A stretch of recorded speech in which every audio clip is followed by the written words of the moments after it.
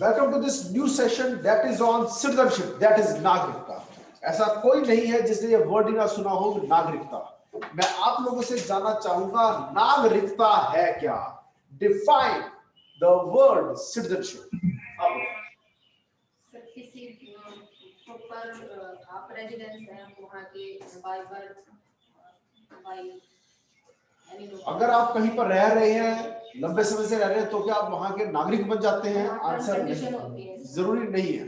ठीक है, बैठिए प्लीज। ख्वाहिश, डिफाइन द वर्ड सिटीजनशिप। एकांत। Citizenship is rights and duties of the country. Gurban. person living in a defined territory is known as citizen. Divya. Vivek. Sir, with citizenship, the persons will get some rights. Rights.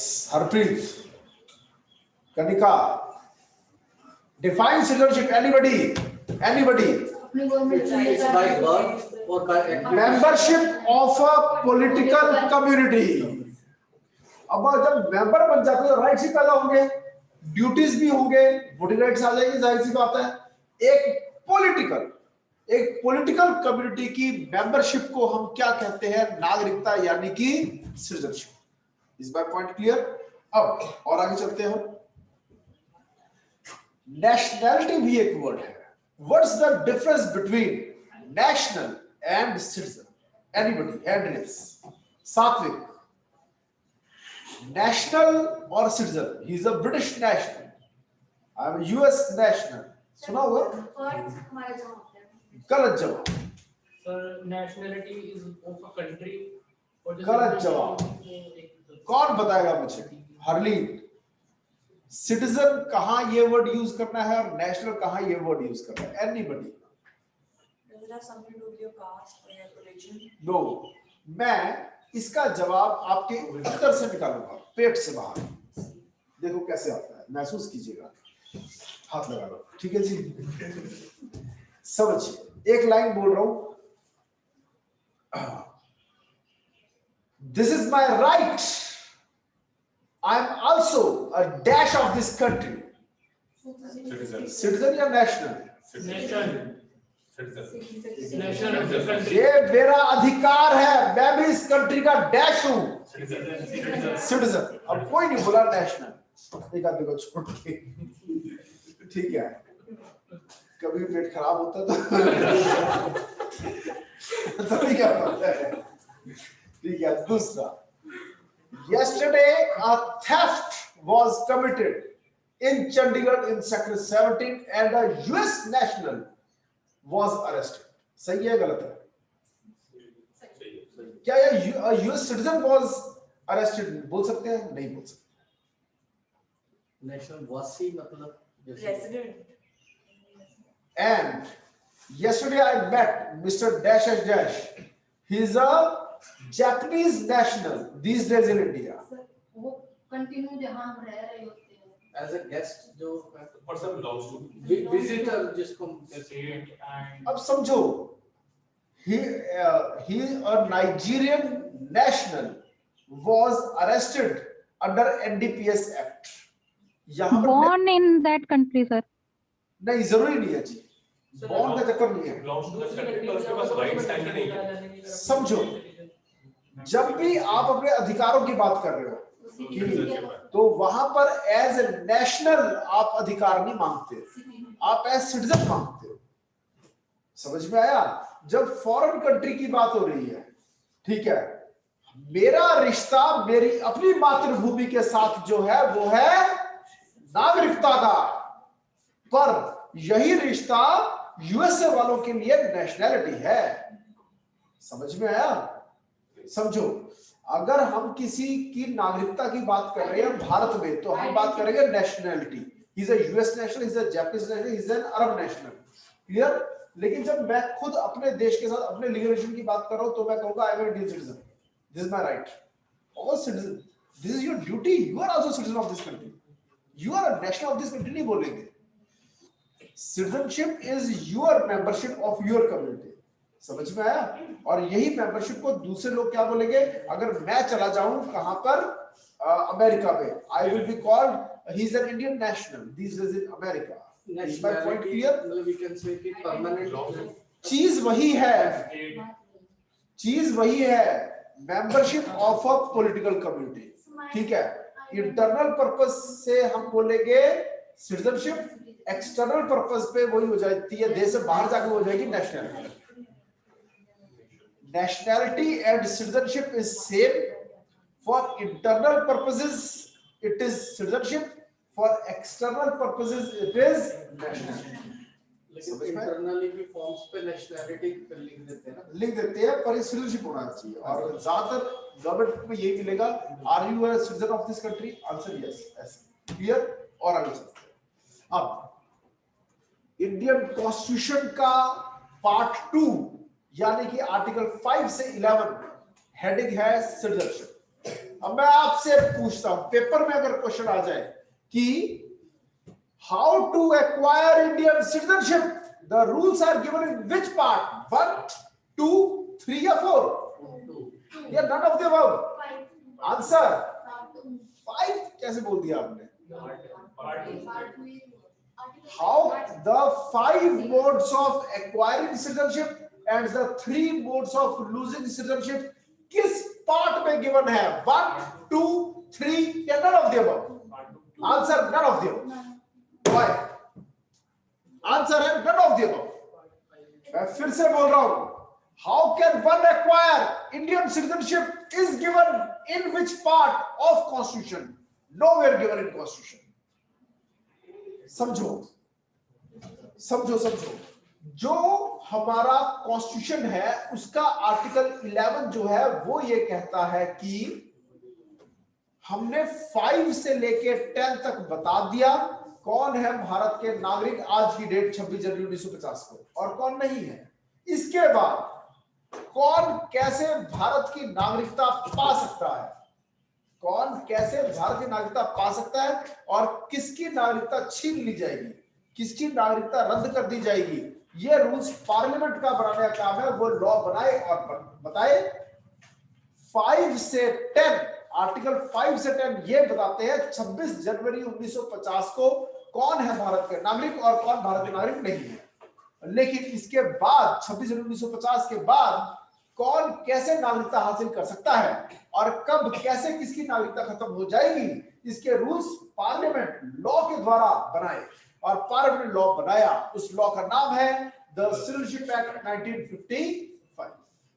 बहुत ज्यादा news में रहा citizenship amendment act को लेकर, ठीक है।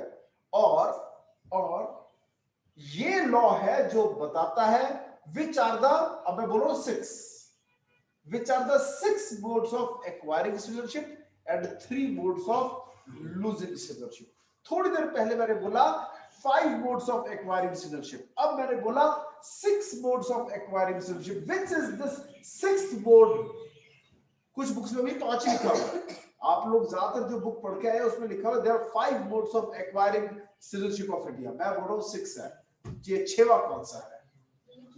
5 जो सबने पढ़े हैं वो तो कौन से पढ़े हैं? By birth, by descent, by registration, by naturalisation and by incorporation of territory.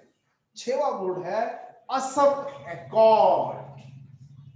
6वां है असम एकॉर्ड कि जो लोग इलीगली माइग्रेट होकर असम में चले गए और बहुत ही लंबे समय से वहां रह रहे हैं, तो असम एकॉर्ड के अंतर्गत उनमें से कुछ को नागरिकता देकर बाकियों को बाहर निकालने का लॉ बन गया था, ठीक है। इसको सिटीजनशिप एक्ट 1955 में लिखा गया था, इसलिए ये भी बन जाता है कोई सारे यूनिट्स प्रूव करके असम एकॉर्ड के बिहाफ पर के आधार पर भी इंडियन कॉन्स्टिट्यूशन के अंतर्गत नागरिकता पा सकता है। तो वो 6वां मोड है।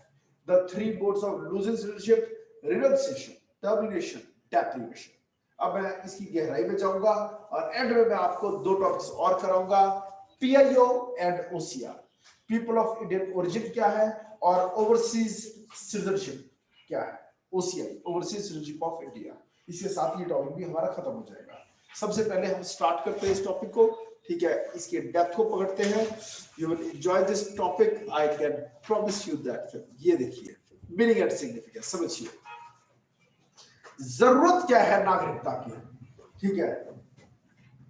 कितने ही पक्षी, ठीक है, कितनी ही मछलियां भारत की टेरिटरी में आती है, आगे चली जाती है, उन्हें कोई वीजा नहीं लेना पड़ता, मगर इंसान को जाना है तो वीजा। क्यों? क्योंकि इकोनॉमिक प्रोग्रेस इसका सबसे मेन कारण है। ठीक है, हर देश की अपनी एक इकोनॉमी होती है। ठीक है, अब यूएसए की इकोनॉमी इतनी डेवलप्ड है, ठीक है, हर कोई चाहता है कि उसका मेंबर बन जाए। यूके, कनाडा की भी अच्छी इकोनॉमी है। अगर आप उस इकोनॉमी का एक हिस्सा बन जाते हैं, आपकी सोशल सिक्योरिटी जो है, ठीक है, आपकी ओल्ड एज पेंशन्स जो है, कई ऐसी चीजें हैं जो कि सुनिश्चित हो जाएंगी। मैं अपने एक दोस्त के बारे में बताना चाहूंगा कि उसको एस्थमेटिक प्रॉब्लम थी, he was in England, corona की प्रॉब्लम आई लॉकडाउन में। ठीक है, उसको 80% ऑफ द सैलरी मिलने का लॉ बन गया कि 80% सैलरी से घर आती रहेगी, उसको घर से बाहर निकलना अलाउड नहीं है, बस वो पुलिस को फोन करे। पानी नहीं है, पुलिस को फोन करे, पुलिस विद इन 10 मिनट उसे घर में पानी, सैंडविच, दवाइयां जो चाहिए मिलेगा। ठीक है, बस आराम से आराम करो। सर फ्री में पैसा मिलाती थी पुलिस? हाँ जी, पुलिस पैसा मिलाती थी, फ्री मिलाती थी? वहाँ की गवर्नमेंट बहुत ज्यादा लिबरल है, जो बेसिक नेसेसिटीज फ्री मिल जाती है, लग्जरी आइटम्स के लिए पे करना पड़ता है, ऐसा होता है। लॉकडाउन में तो इंडिया में भी कहीं में मिला ही है। लॉकडाउन में यहाँ भी बहुत कुछ मिला, लेकिन उतनी अच्छे से वैसे नहीं मिला, समझ में, जैसे वहां मिला है। तो एक हेल्थ प्रॉब्लम की वजह से कितने राइट्स एक्स्ट्रा मिल गए बिकॉज ऑफ इकोनॉमी, वहां की इकोनॉमी सपोर्ट कर सकती थी। ठीक है जी, आज भी भारत दूसरे नंबर पर है स्पीड से वैक्सीन लगाने में। नंबर 1 कौन है? यूएस।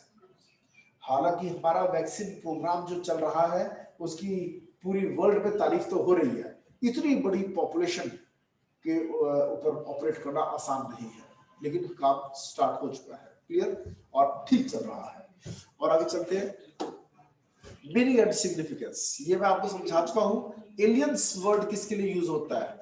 अगर किसी और देश का नागरिक यहाँ पर है तो हम उसे एलियन कहते हैं। अगर तो फ्रेंडली कंट्री का है तो फ्रेंडली एलियन है, नहीं तो एनिमी एलियन है। एनिमी एलियन को कई प्रकार के, एनिमी एलियन वो है अगर कोई पाकिस्तानी भारत में है आज की डेट में, या चाइना का कोई आदमी सिटीजन यहाँ पर है, तो हम उसे कौन सा एलियन कहेंगे?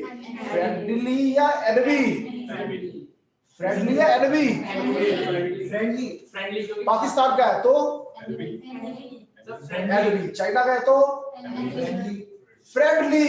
फ्रेंडली पास वाले मुल्क जब तक वॉर डिक्लेयर नहीं होगा, जब तक प्रेसिडेंट राइटिंग में वार डिक्लेयर नहीं करता, तब तक चाहे कितना भी होस्टाइल रिलेशन हो उस कंट्री के साथ, वहां के सभी नागरिक रहेंगे फ्रेंडली एलियंस, और उनको आर्टिकल 22 अवेलेबल रहेगा, all the rights conferred to aliens in India.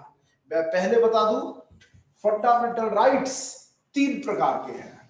Those which are available only to citizens, those which are available to everybody in India, and those which are available to everybody in India but not available to enemy aliens. पहला, वो कौन से अधिकार है जो कि केवल citizens को ही मिलते हैं और नागरिकों के अलावा किसी, ऑनलाइन बच्चे जवाब देंगे, ऑनलाइन वालों से है ये question. Fundamental rights available only to citizens of India, not available to non citizens. जवाब दो ऑनलाइन वाले। Right to vote is not a fundamental right. Fundamental rights में वो कौन से फंडामेंटल राइट्स है? Which are available only to citizens of India, not available to non citizens. गलत जवाब। गुड। 15, 16, 19, 15, 16, 19, 29, 30, 15, 16, 19, 29, 30, ये वो फंडामेंटल राइट्स है विच आर अवेलेबल। लिख लिया करो, 15, 16, 19, 29, 30 available only to citizens of India, not available to non citizens. Clear? Fundamental rights वो जो कि बाकी सबको अवेलेबल है, इसके अलावा है। All fundamental rights are available to everybody in India, may be citizen, may be non-citizen. एक आर्टिकल 22 ऐसा है which is not available to enemy aliens. ये देखो, they enjoy lesser rights, enemy aliens, than the friendly aliens. They do not enjoy protection against arrest and detention. Okay? Next, अब ये आ गए वो वाले राइट्स विच आर अवेलेबल।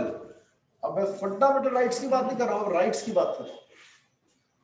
15, 16, 19, 29, 30 क्या थे? Fundamental rights. अब है rights which are available only to citizens. पहले तो 15, 16, 19, 29, 30। फिर लोकसभा और विधानसभा के इलेक्शंस में वोटिंग के राइट्स। देन इलेक्शंस कॉन्टेस्ट करने का राइट, ठीक है, फॉर लेजिस्लेचर एनी सेंट्रल या स्टेट। दूसरा, कई ऐसे पब्लिक ऑफिसेज है इंडियन कॉन्स्टिट्यूशन के अंतर्गत, जैसे गवर्नर, अटॉर्नी जनरल, जजेस, ठीक है, president of India, vice president of India, ये भी सिर्फ किसके लिए रिजर्व्ड है? Citizen of India. ओके, ना केवल राइट्स बल्कि कुछ ड्यूटीज साथ में आती हैं। एक फंडामेंटल प्रिंसिपल है मैनेजमेंट का, rights and duties are correlated, ठीक है।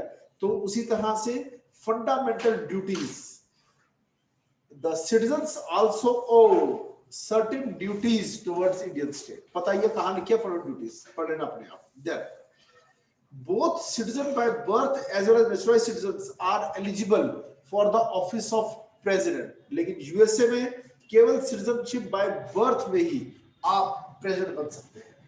हमारे यहाँ ये एक बहुत बड़ा विवाद खड़ा हुआ। हमारे यहाँ प्रेसिडेंट से भी इंपॉर्टेंट पोस्ट है पीएम की, ठीक है।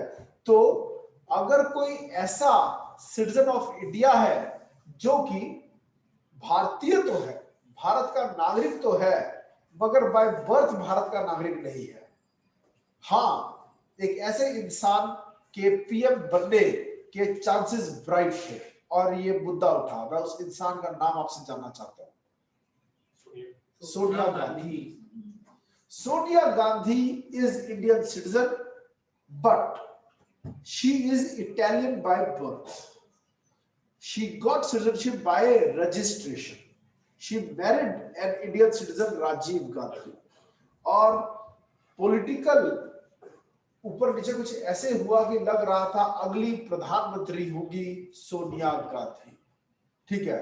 और ये केस पहुंचा सुप्रीम कोर्ट कि उसको रोक दिया जाए और ये रूल बनाया जाए कि जैसे यूएसए में केवल citizen by birth he president बन सकता है, जो कि सीईओ है, चीफ एग्जीक्यूटिव ऑफिसर है। हमारे यहाँ सीईओ कौन है? पीएम, असली तो वो है, ठीक है। तो यहां भी रूल बनाओ, सुप्रीम कोर्ट डिक्लेयर करे only citizen by birth can become PM, ठीक है। मगर साफ साफ शब्दों में सुप्रीम कोर्ट ने डिक्लेयर किया Indian constitution doesn't make any such classification and everybody has a right to get any post, may that be citizenship by naturalization, by descent or by birth। Clear? तो सोनिया गांधी का PM बनने का रास्ता खुल गया, लेकिन एथिकल ग्राउंड्स के चलते और पॉलिटिकल कारणों की वजह से शी हरसेल्फ सेड मुझे प्रधानमंत्री कुर्सी नहीं चाहिए, ठीक है। देश का जो प्रधानमंत्री होगा वो होगा डॉक्टर मनमोहन सिंह, पर रियलिटी में सरकार चलाई किसने? सोनिया गांधी, ठीक है। इससे कुछ फायदे भी थे देश को, ठीक है।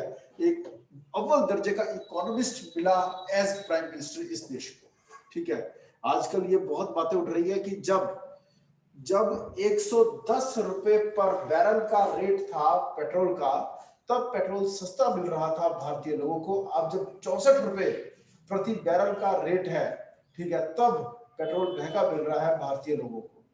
ये फर्क है अर्थव्यवस्था का, मनमोहन सिंह की अर्थव्यवस्था और मोदी की अर्थव्यवस्था, ठीक है। तो कई इस तरह की बातें सामने आ रही हैं आजकल। ये ज्ञान हमें व्हाट्सएप बाबा दे रहे हैं, ठीक है जी।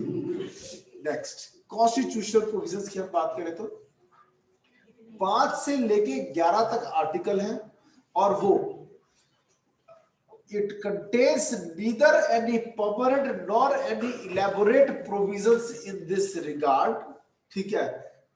5 से 10 तक में है who are citizens on 26 January 1950, clear. It only identifies the persons who became citizens of India at the commencement of the constitution। समझ में आया? कैसे अब नागरिकता मिलेगी उसको लेकर साइलेंट है constitution, okay. It doesn't deal with problem of acquisition or loss of citizenship. Article 11 के अंतर्गत ये ड्यूटी दी गई किसको? पार्लियामेंट, और पार्लियामेंट ने बनाया द सिटीजनशिप एक्ट 1950। चलिए आगे और आगे चलते हैं। अब इट एम्पावर्स पार्लियामेंट, ये आर्टिकल 11 की बात हो रही है। It empowers parliament act law to provide for such matters. Okay, और लॉ कौन सा बना? Citizenship act 1955। क्लियर है? चले आगे नेक्स्ट। 4 तरह के लोगों को भारत का नागरिक कॉन्स्टिट्यूशन ने डिक्लेयर किया है। वो 4 कैटेगरीज कौन कौन सी है कि 26 जनवरी को इनको हम भारत का नागरिक मान के चलेंगे। ये कौन कौन से है? ये पहला, person who had his domicile in India and also fulfilled any one of the following 3 conditions: born in India, either of his parents were born in India, or who has been ordinary resident in India for 5 years immediately before commencement of this constitution, become a citizen of India। यानी खुद पैदा हुआ भारत में, या फिर father mother में से कोई पैदा, इधर ऑफ हिज पेरेंट्स पैदा हुए, या फिर ordinarily resident in India for 5 years immediately before, यानी commencement of constitution से पहले के 5 साल भारत में बना रहा हो। ठीक है, और आगे फिर अब जो पाकिस्तान से इंडिया में आए थे लोग, migrated to India from Pakistan, वो कब बना? इसमें एक डेट दी गई 19 जुलाई 1948। क्लियर?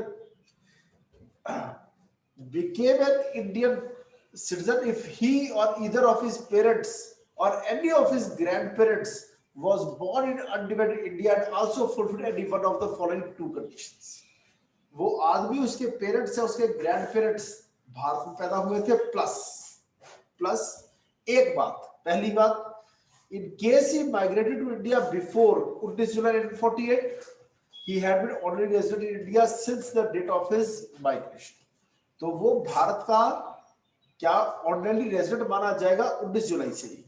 और in case he migrated to India on or after 19 July had been registered as citizen of India, but a person could be so registered only if he had been resident in India for 6 months preceding the date of his application. अगर तो 19 जुलाई 1948 से पहले यहाँ पर आ गया था और यहाँ, तो उसके बाद से माना जाएगा वो ऑर्डिनरी रेजिडेंट इंडिया का है। अगर इसके बाद है या इस दिन आया, तो उसके बाद उसको अपनी रजिस्ट्रेशन करानी पड़ेगी यहाँ पर as a citizen of India. लेकिन person could be so, registration तभी होगी if he had been resident for 6 months, यहाँ पे 6 महीने रहना भी पड़ेगा। क्लियर? अब आता है तीसरा, जो इंडिया से पाकिस्तान भाग गए थे, ठीक है, आफ्टर 1 मार्च 1947, लेकिन बाद में फिर वापस इंडिया आ गए यहाँ पर रीसेटल होने के लिए। They could become an Indian citizen, for this he had to be resident in India for 6 months, 6 months preceding the date of his application. India के थे, भागकर पाकिस्तान गए, फिर वापस इंडिया आ गए, यहाँ पर 6 महीने रहो, फिर तुम्हें रजिस्टर करेंगे एज सिटीजन। अब आता है 4th और आखिरी, इसमें से एग्जाम में क्वेश्चन आने के चांसेस नहीं है। ठीक है, who or any of his parents or grandparents was born in undivided India but who is already resident outside India shall become a citizen if he has been registered as a citizen of, अगर by the diplomatic या consular, यानी embassy में नाम लिखवा दोगे, बाहर रह रहे हो, तब भी वो आप भारतीय नागरिक बन सकते हो। इस पर ज्यादा ध्यान ना दे। ठीक है, अब to sum up these provisions, यहाँ के domiciled, migrated from Pakistan, migrated to Pakistan but back, और फिर इंडियन ओरिजिन के लोग रिजाइडिंग आउटसाइड इंडिया, ये 4 तरह के लोगों के लिए 4 प्रोविजन बनाए गए। असली पेपर में क्वेश्चन आता है सिटीजनशिप एक्ट 1955 पर, bye birth, by decent etcetera. और आगे चलते हैं। जिसने किसी और कंट्री की नागरिकता पाली, उसकी भारत की नागरिकता खत्म, पहली बात। दूसरा, आजकल ये बात चल रही है, आलिया भट्ट और अक्षय कुमार कनाडा और एक ही, दोनों अलग देश है, एक ही शायद इंग्लैंड की है, दे हैव लेकिन सुप्रीम कोर्ट ने इसको नल एंड वॉइड डिक्लेयर किया है। कुछ ये भी व्हाट्सएप क्या रहा, पता नहीं कितना सच कितना झूठ, और क्या पता है इसको सिर कर ही ना। ड्यूल सिटीजनशिप के अंदर ड्यूअल सिटीजनशिप आज भी इंडियन कॉन्स्टिट्यूशन में सिर्फ ओवरसीज सिटीजनशिप ऑफ इंडिया को मंजूरी दी है, पूरी तरह से ड्यूअल सिटीजनशिप स्टार्ट नहीं हुई है। क्लियर? हाँ, ओसीआई है, ठीक है, ओसीआई में आप किसी और कंट्री सिटीजनशिप भी रख लो और हमारी ओवरसीज सिटीजनशिप रख लो, ठीक है। ओसीआई के राइट्स काफी बढ़ा दिए गए हैं, ठीक है जी। Every person who is or is deemed to be a citizen of India shall continue to be such citizen subject to the provisions of any law. एक आदमी जो नागरिकता पा चुका है वो नागरिक ही रहेगा as per law जब तक कि लॉ में चेंज नहीं आता है। Then कैसे एक्वायर करनी है नागरिकता और कैसे नागरिकता खत्म होगी, इस सब को लेकर पार्लियामेंट लॉ बना सकती है बस। क्लियर? और यानी स्टेट इसमें हस्तक्षेप नहीं कर सकती, ये सेंटर का काम है, ये इंपॉर्टेंट है।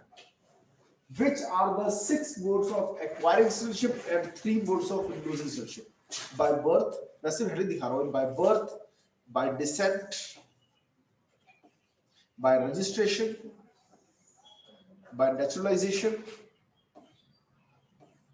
by incorporation territory, और ये है असम अकॉर्ड। असम अकॉर्ड देख रहे हैं? तो ये 6 तरह से आप नागरिकता पा सकते हैं और 3 तरह से आपकी नागरिकता खत्म हो सकती है, लॉस हो सकता है नागरिकता का, खुद छोड़ दो, किसी और देश की पाई तो यहाँ ही खत्म, और धोखे से पाई है भारतीय नागरिकता तो जब हमें पता चलेगा हम छीन लेंगे। क्लियर? इसके बाद कई मुद्दे आते हैं जैसे सिंगल सिटीजनशिप, फिर पीआईओ स्कीम जो I people of Indian origin को हमने पीआईओ कार्ड बनाकर दिया कि जब मर्जी भारत आ सकते हैं, और अब वो बन गई है क्या, OCI, overseas citizenship of India, जिसको पहले हम पीआईओ कहते थे। पीआईओ स्कीम और ओसीआई को खत्म करके एक बना दिया गया, ठीक है जी। ये हम करेंगे अपने कल के सेशन में। ओके, आज के सेशन को हम यहाँ समाप्त करते हैं। Any question?